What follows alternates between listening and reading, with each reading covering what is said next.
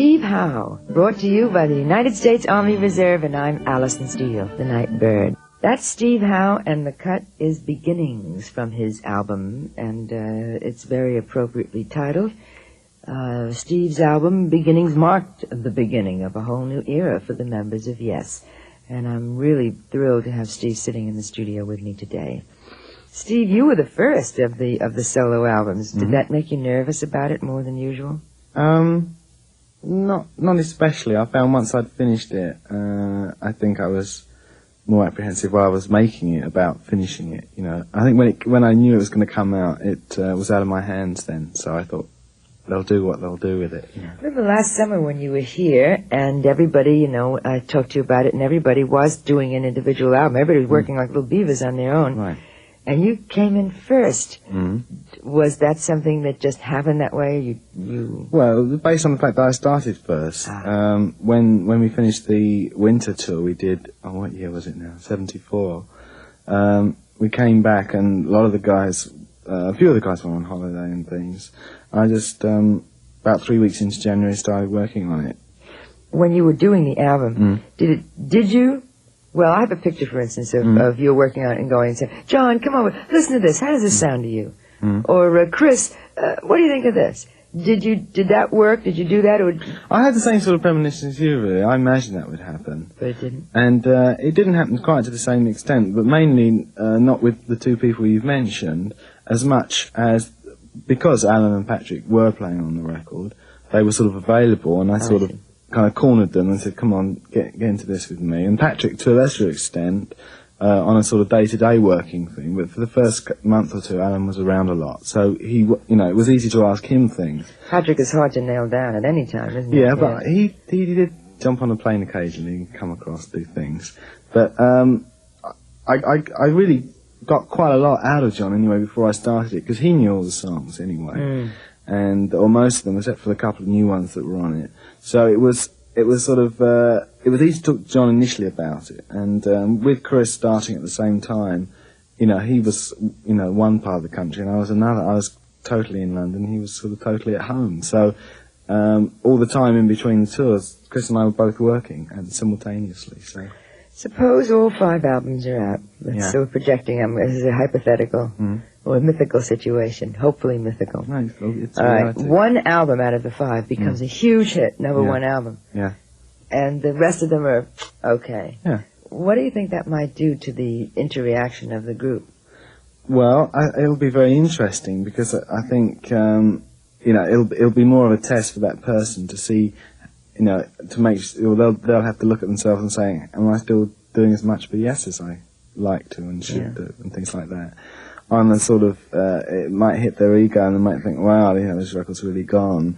But good luck to them, really. I mean, obviously, when you make a record, you consider it's for everybody. You don't consider that it's going to be torn apart by critics, which usually happens with all our records.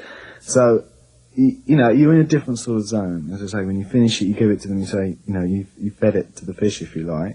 And so from then on, I think, good luck, you know, I'd be thrilled if any of the albums, I feel it would respond very well back to Yes. It would be very good for the individual. Would you be envious? Well, not completely envious, because I feel my record did what it set out to do. But sure, I would have been happy for it to have gone top 10. But because it's still in the chart, and that for me is good enough, you know, I mean, it's gone halfway there. And it still might go the other half, you know, there's always that possibility. Sure. Now, you've been with Yes now for, you came with Fragile. No, Yes album. I think it's... Yes album, right, the third one. 4.5, 5 years or something. Now, you've been on a lot of concert tours. In your estimation, what is the most important thing that Yes has ever done? When I say important, I mean in terms of music, you know. What, you mean recording, are you asking? Recording? Yeah. I think in some ways Close to the Edge was sort of a good standpoint. It was a sort of... it was a new experience for us to make a record that we'd actually captured the 20-minute sort of epic, if you like. So I'd sort of put that one forward as a... I would say Close to the Edge is probably the most requested of anything Yes has ever done. You know, well, it's I played, a matter of fact, a Friday night, played the entire thing as a treat, and I must have had 20 people call me say thank you. Good. Because Well, it's that impressive, you know. possibly I picked out the right one. I don't know. See, I think Yes is now in the same spot that the Moody Blues have put themselves in, and the only reason that I make that analogy is because of the excellence of the two groups. But that the Moody's were boxed into a corner of constantly topping themselves, and so is Yes. Do you think that the group can keep up that escalation of output? Yeah, I don't see any reason why, when we've achieved the things we set out to this year, I mean, rather last year, if you like, by keeping the Yes schedule going, doing the quite extensive American tour we did last year, which was a hell of a lot of fun, and then getting into the records, I think we've all learned a great deal, and in fact, I think it's washing off as we get together to cut this new album. I think some of the different minglings that we've wanted have happened. In some ways, we've kind of, shred a shell, if you like. We've sort of taken off... I beg your pardon.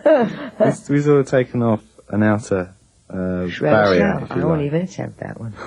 Steve, one of the questions that I've always wanted to ask, and even though last year I spent a lot of time talking to all the members of Yes, I don't remember talking about this particular thing. Can you describe to me, you know, in 20 words or less, that kind of thing, what happens when Yes sits down to create an idea?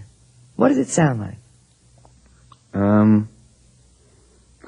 I mean, is it John calls a meeting and you say, I've got an idea, and Steve says... Well, no, we do things in blocks. We sort of say, we're going to rehearse, so we go and rehearse. We attempt to do nothing else, but usually we have a few meetings thrown in as well. But I mean, rehearsal to us is a very informal, sort of, if you like, casual sort of experience, where we don't mark up the achievements for a long time. We don't try and see what we're doing for some time. We just sort of do things, and that means play each other's songs. That means play ideas that are only that idea, if you like, just a lick, a tune, melody, or it can be a song that you've played on a demo. So you can exchange these ideas, you know, all those different ways, if you like. And a demo is sometimes the one we use. You know, we play a song we've done at home of our own, and it gets integrated into a song. Quite often we do actually sort of compose in the rehearsal room. We get ideas there. Because we're together, because the energies get pushed into the centre, if you like. All right, can you remember how Close to the Edge was born? Obviously, that was not an exception to any rules, but the only other method I didn't bring up was the fact that, you know, if two members prepare a song, obviously it has certain advantages, other disadvantages occasionally, but usually advantages in the context it can be presented to the other members, and it gets a good kick-off. So John and I did exchange ideas about that in hotel rooms and things. It was one of the sort of a hotel room song, and so we sort of presented it to the group, not as is now in any terms at all.